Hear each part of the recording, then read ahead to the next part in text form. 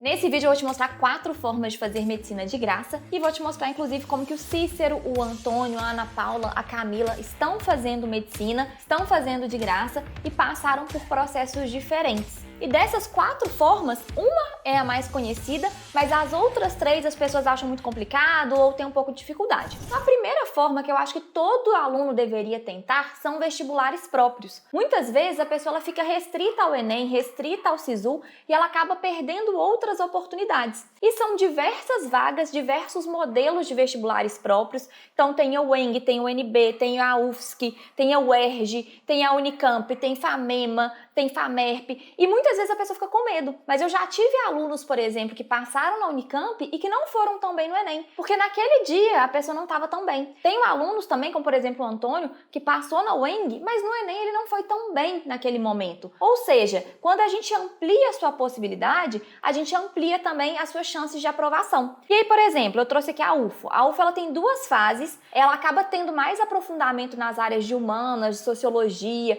tem as obras literárias, né? Então isso mais aprofundado do que no Enem, que a gente nem tem obras ali específicas. E tem muita gente que tem facilidade em humanas, em sociologia, em literatura e acaba não conseguindo usar isso tanto no Enem. Na UFSC, por exemplo, que são mais de 100 vagas para medicina, 70% dos aprovados foram pelo processo seletivo próprio, ou seja, é uma chance muito grande de aprovação. E mesmo a Unicamp, que muita gente tem medo. Como eu já falei, eu tenho aprovados que foram bem na Unicamp e que não foram tão bem no Enem. E uma das coisas é que na Unicamp, a prova da primeira etapa ela é aplicada em 31 cidades, inclusive várias capitais. Então, Belo Horizonte, Brasília, Curitiba, tem prova da primeira fase da Unicamp. Então, é uma excelente forma para você ampliar suas chances, estar mais preparado e pouca gente utiliza. A segunda forma, que aí sim é a forma mais conhecida, é o Sisu.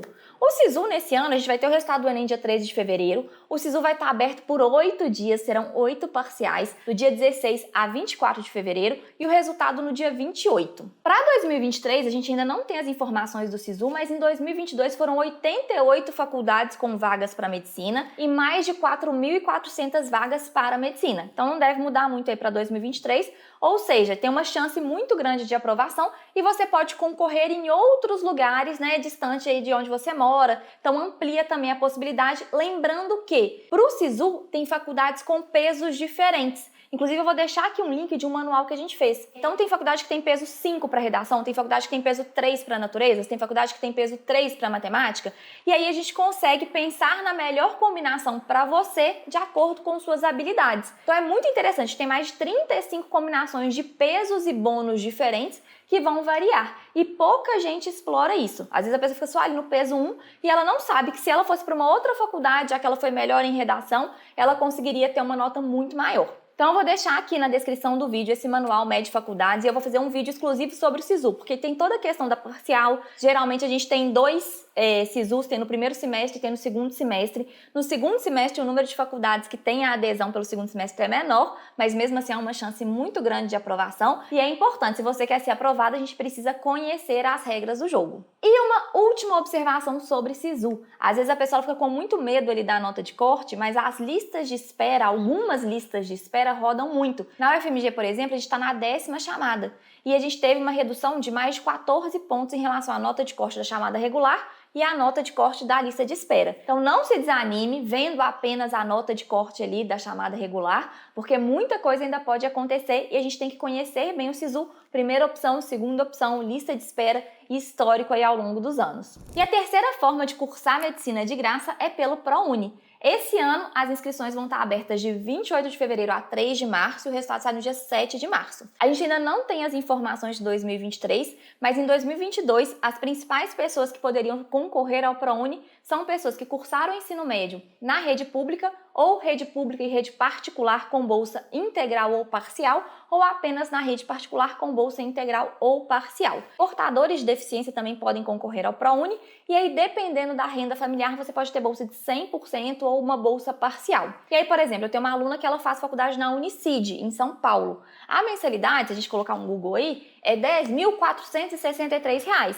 E ela tem bolsa de 100% e o ProUni ele é bolsa, ele não é financiamento, ela não vai ter que pagar isso depois. Então vai considerar aí a nota que a pessoa teve e essas características sobre o ensino e a renda. E aí, para você ter uma ideia, eu peguei algumas notas aqui do ProUni para a bolsa integral em alguns processos seletivos anteriores. Então, por exemplo, as Ciências Médicas aqui de Belo Horizonte, que é uma faculdade famosa, particular, em 2022 teve bolsa integral quem teve uma nota de 774 no Enem. Na Faminas, em 2020, foi 737, na UniBH 741, 754 nas Ciências Médicas em 2020, na Unifenas foi 766. Então, geralmente são notas menores do que as necessárias para concorrer pelo SISU e tá aí uma excelente oportunidade. Às vezes você tem uma faculdade particular muito boa perto da sua casa, na sua cidade, e você pode conseguir aí a sua vaga na faculdade. E o último ponto é o FIES. O FIES ele é um financiamento, o ProUni é um sistema de bolsas. E aí, no caso do FIES, a pessoa ela pode ter ali o financiamento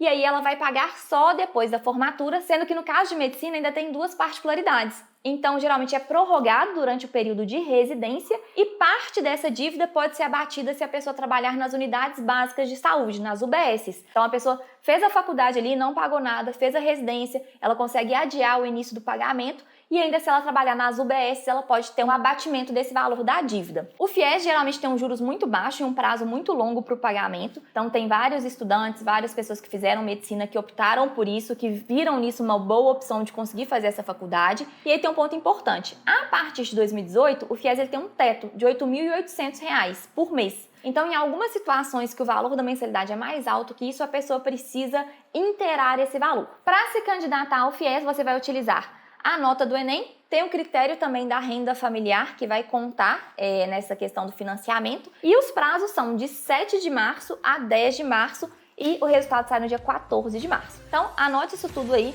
E se você quer saber mais sobre SISU, lista de espera, ProUni, vestibulares próprios, aproveita para se inscrever aqui no canal, porque a gente vai ter aí no começo do ano muitos conteúdos importantes para que você possa fazer sua faculdade o quanto antes e ter sua formatura e ser médico o quanto antes. Um beijo!